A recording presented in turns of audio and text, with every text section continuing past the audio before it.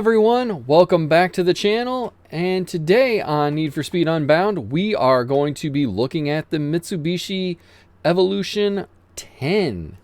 So let's hop in, take a look at the engine we got going in here. We are using the 2.6 liter inline 6 engine with the super induction, the Elite ECU, the Elite fuel system, the super exhaust, the Elite screw supercharger with sport nitrous, Elite road suspension, super brakes, Elite grip tires, Elite clutch, the 6-speed Pro gearbox, the Elite differential, and we have super nitrous grip and super nitrous drift for our auxiliary. The handling, we are set to 100% grip, steering sensitivity all the way up, downforce in the middle, traction control off, and drift entry set to brake tap. All of that said, you will get a top speed of 198 miles per hour, a 0 to 60 of 2.6, and a quarter mile of 10.2.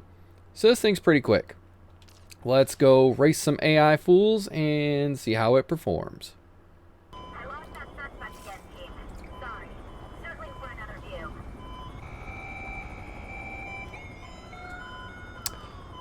Well, this is odd. I'm trying to let them capture me. I'm sitting here. They're right there. And nothing is happening.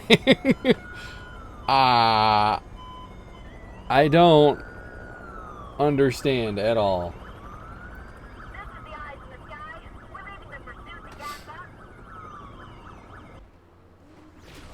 A little bit of smoke show going on here. Oh, I messed up my launch. That's never good. It's alright. See how this goes. I think I'll be alright. Whoa! Was not expecting that to happen.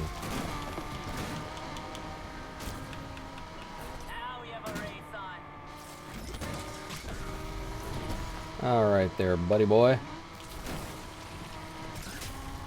Well, that wasn't too bad to get up into the lead and get around everybody, was it? This car handles pretty well. It doesn't really seem to want to slide out on you, which is wonderful. Oh, hey, Chase caught up. You know, the guy that got spun around at the beginning caught up.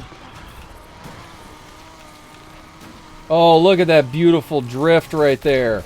Oh, beautiful. And I put a good amount of distance between us, too.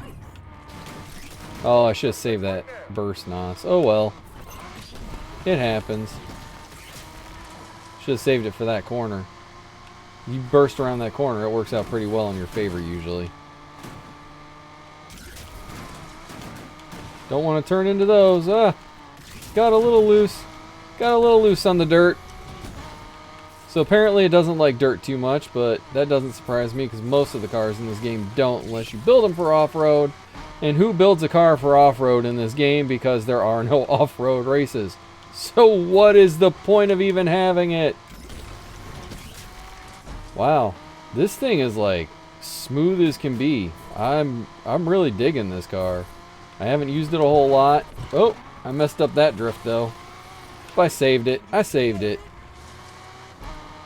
Who's catching up? Chase is there trying to catch me, and so are the cops. But we know the cops aren't going to do anything. Oh, I didn't get my burst. There we go. These cops are mad at me too. I've got level 4 heat. I got away from them even after trying to let them capture me just to end the session so I wouldn't have any heat, but I got away with barely trying, so might as well just let it exist.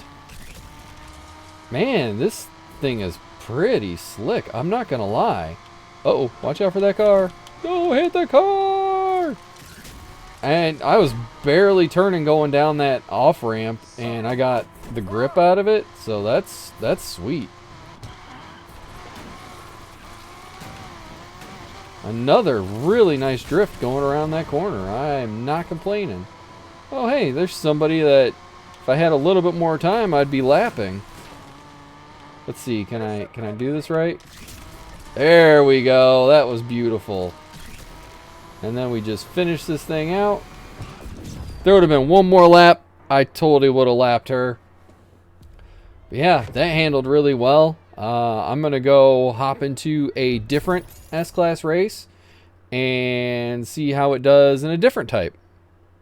Alright, so we're going to run Rapid Transit and see how this goes. Rapid Transit has some decent straightaways. So it's not just using corners in this one, it's also using straightaways to see how this build will perform. Oh, there's a helicopter up over us right now. I wonder if it's angry at me. Oop, I cut that a little too sharp. Sometimes that happens going through there.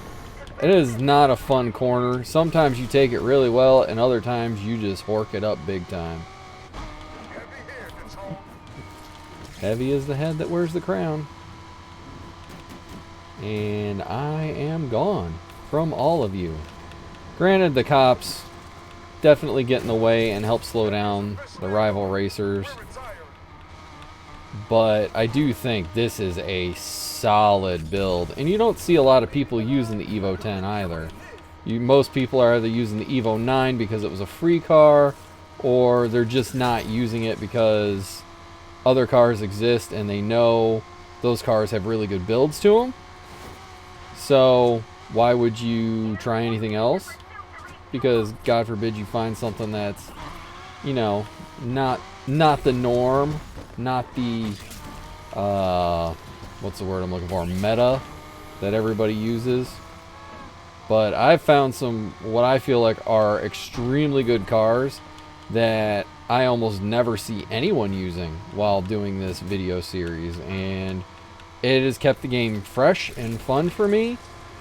A lot of people are getting bored with it because there's not a whole lot left to do once you complete challenges. I do have a couple challenges left, but they're just for the body kits on cars, and they're cars that I haven't been able to find good enough builds for in most cases. I got the Charger that ends up looking like a hearse. I got that one done, and I got the Lamborghini Countach done. That was a good car. That one actually ended up being one of my more favorite S-Class builds. But the GTR and S Plus, as long as the Regera's in S Plus, it's going to be pointless unless you can get into a race that doesn't have it. Or, whoops, didn't mean to do that. Oh my goodness, got some air. Accidental air. But yeah. So, oh, that caused him to start catching up. That's not fun. I do think this game rubber bands so hard because he was nowhere near me until that silliness just happened. And as you can see, he was already starting to fall back. So let's just smoke down this straightaway here. And yeah, I mean, we're pulling away from him again. So how did he even catch up? There's no way without rubber banding that he catches up. So the AI is trying to cheat. But yeah, as I was saying, this is a pretty good build. I enjoy it very much. I'm going to see if I can find one more race to do this one in, just because I'm enjoying it that much. And I'm going to take you along for the ride. Alright, so I'm going to run Blue Collar because it's a pretty common online race. And it has some really good twists and turns to it with a few straightaways, just to see how this is going to perform a little bit better, or to get a better idea of how it'll perform in multiplayer. Oops, that's not good. That's never good. I know that a lot of people cut that corner right there. I don't like it because I feel like I lose way too much speed doing that. So we're going to just go the normal way. And normally I wouldn't have used that boost as early. Ooh, that was a really good micro drift. Oh my goodness. That I liked. That was good. This car is really impressing me. Even if it isn't the best S-Class car out there, I am very much enjoying racing this thing. It is handling exactly like I would want it to. It micro drifts easy. It corners really well.